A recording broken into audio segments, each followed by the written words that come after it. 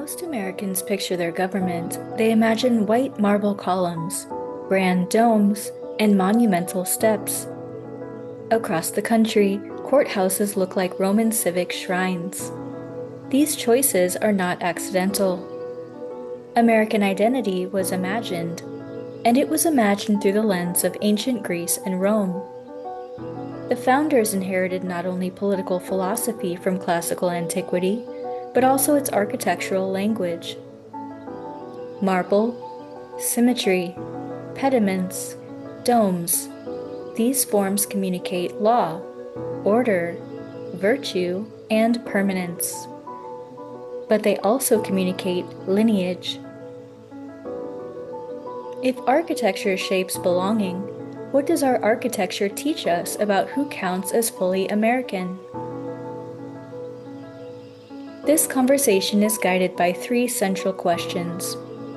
How have classical Greek and Roman traditions shaped American national identity and definitions of belonging?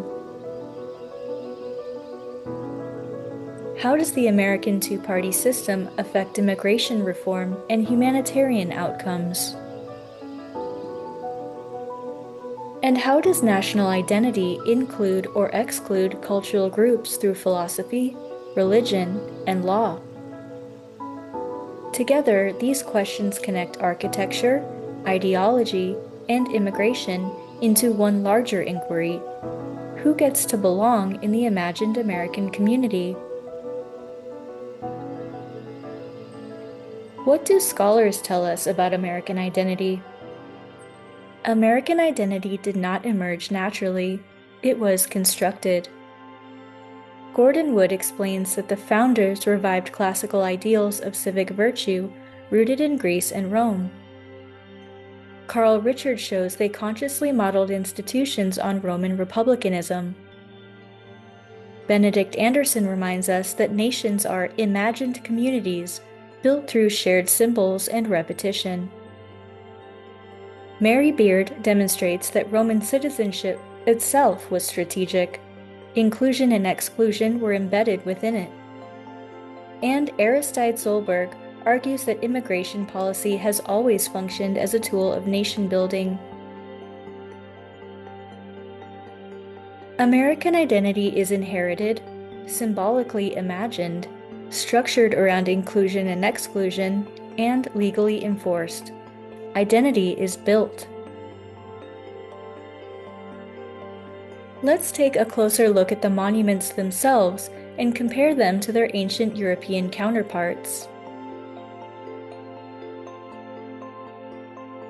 The Lincoln Memorial mirrors the Parthenon in Athens. It sits elevated above the landscape, surrounded by Doric columns arranged in strict symmetry. Visitors ascend a long staircase before entering, physically rising toward democratic ideals. By adopting the Parthenon's form, the memorial frames American democracy as ancient, disciplined, and morally grounded. The architecture tells us our republic descends from Athens. The political philosophy behind the Italian-style fresco inside the U.S. Capitol Rotunda is quite interesting. Here we see the apotheosis of Washington, painted in 1865. George Washington rises into the heavens, surrounded by classical allegories of liberty, victory, and virtue. This massive 4,664 square foot fresco was painted by Italian-American artist Constantino Brumidi in the unmistakable style of the Italian Renaissance. This philosophy parallels Roman triumph reliefs, especially the triumph of Titus carved on the Arch of Titus in the Roman Forum around 81 CE.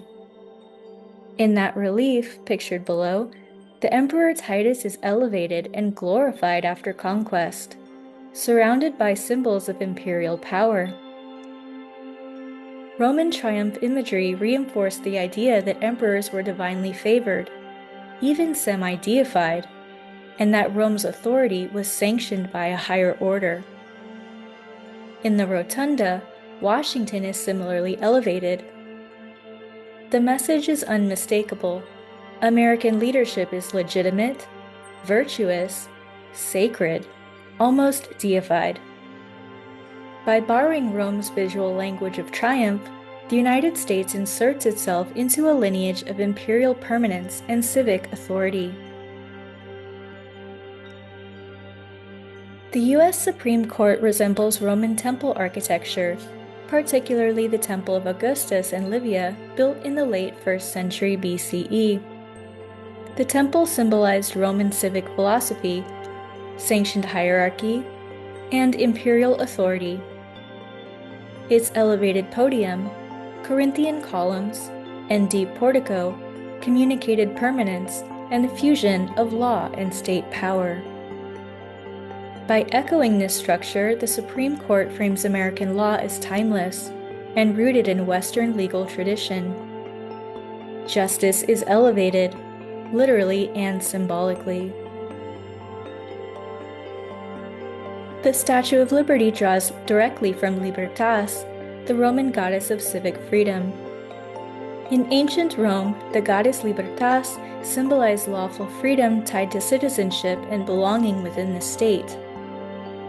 When we look at the statue, we see classical robes, a stoic expression, a raised torch, and a tabula ansata in her left hand, which represents a tablet of law. It is inscribed with the date of the American Declaration of Independence in Roman numerals, July 4th, 1776. Even liberty itself is visually Roman. The promise of welcome arrives through European classical imagery. The Jefferson Memorial mirrors the Pantheon in Rome, originally built in 27 BCE and rebuilt under Emperor Hadrian around 118 CE. The Pantheon is one of the most important architectural achievements in history. Its massive dome remains the largest unreinforced concrete dome ever built. It has stood in continuous use for nearly 2,000 years. It represents endurance, permanence, architectural eternity. By modeling Jefferson's memorial after the Pantheon, the United States aligns itself with Rome's legacy of rational governance and civilizational longevity. America sees itself as heir to Rome's eternal stability. So, why did we borrow classical architecture? As a young nation, the United States borrowed classical architecture to claim legitimacy. Marble columns and domes became visual proof of seriousness and endurance. But that choice narrowed the story. These buildings point to Europe, and rarely to the civilizations already rooted in this land. But what existed here before classical Greece and Rome became our model? Long before Athens or Rome, monumental civilizations flourished in the Americas. Teotihuacan was a vast metropolis aligned with celestial events. Chichen Itza integrated mathematics and cosmology into pyramid design. Umal's intricate mosaics reveal civic sophistication equal to any classical structure. These were centers of governance, science, and artistic brilliance. Yet they rarely shape federal architecture. They are treated as archaeology, not ancestry. Now let's talk about Frank Lloyd Wright and architecture rooted in place. Frank Lloyd Wright was one of the most influential American architects of the 20th century. He believed architecture should grow out of its environment rather than imitate other places. He called this organic architecture. Inspired by Mesoamerican forms, his Hollyhock House and Ennis House incorporate stepped terraces and geometric relief patterns reminiscent of Mayan temples. He asked a radical question. What would American architecture look like if it honored the civilizations that shaped this land before the nation existed? Architectural identity is not destiny. We can clearly see that it is a choice, not merely built on aestheticism, but grounded in historical accuracy. And now we'll take a moment to consider examples of modern Mesoamerican architecture and Art Deco. In Mayan Revival and Mesoamerican-inspired Art Deco architecture, we notice the textures and geometry. Instead of smooth marble, we see patterned concrete, carved reliefs, angular symmetry, and stepped massing. The buildings feel grounded, connected to the land rather than elevated above it. Warm earth tones harmonize with the southwest landscape. Stylized sunbursts and stepped forms echo ancient cosmology. These structures do not reject modernity, they reject historical amnesia. Architecture has the unique ability to help us remember our roots. Let's switch gears a little bit and think about how borders change the story of belonging. Before the Mexican-American War of 1846 to 1848, much of the Southwest belonged to Mexico, and before that, to indigenous nations. Movement across these lands was fluid, migration was normal. After the Treaty of Guadalupe Hidalgo in 1848, the border hardened, and indigenous and Mexican memory was gradually erased from civic symbolism. Architecture became proof of replacement. When memory narrows, belonging becomes conditional. And naturally, we must take a moment to reflect on immigration and the effects of the U.S. two-party system and the resulting political gridlock.